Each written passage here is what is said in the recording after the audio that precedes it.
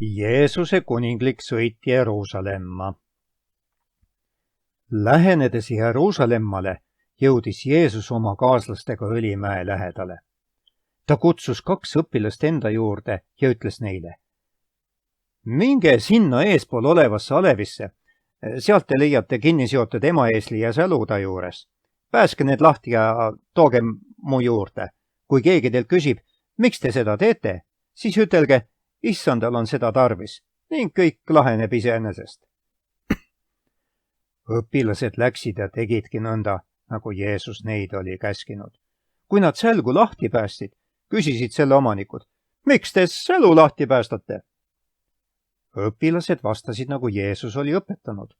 Nad tõid eeslid Jeesuse juurde, panid oma riided sälu peale ja Jeesuse sälu selga istuma.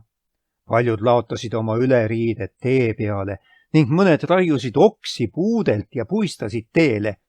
Kui Jeesus lähenes Õlimäe kallakule, hakkasid teda saatvad õpilased valju häälega Jumalat kiitma kõigi nende imetegude eest, mis nad olid näinud.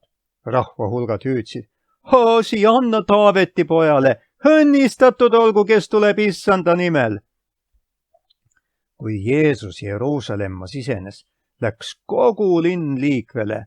Mõned küsisid: kes see on? Rahvas kostis: see on Jeesus, prohvet Galilea Naatsaretist. Paljud tunnistasid, et see oli tema, kes Laatsaruse surnust üles äratas. Mõned variserid ütlesid Jeesusele, et ta käsiks rahval vait jääda. Jeesus vastas neile: kui nemad vait jääksid, hakkaksid kivid kisendama.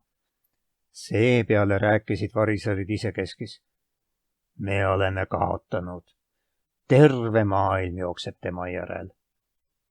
Piiblist võime sellest lugeda Mattiuse evangeeliumi 21. peatükist, Luuka evangeeliumi 19. peatükist ja Johannese evangeeliumi 12. peatükist.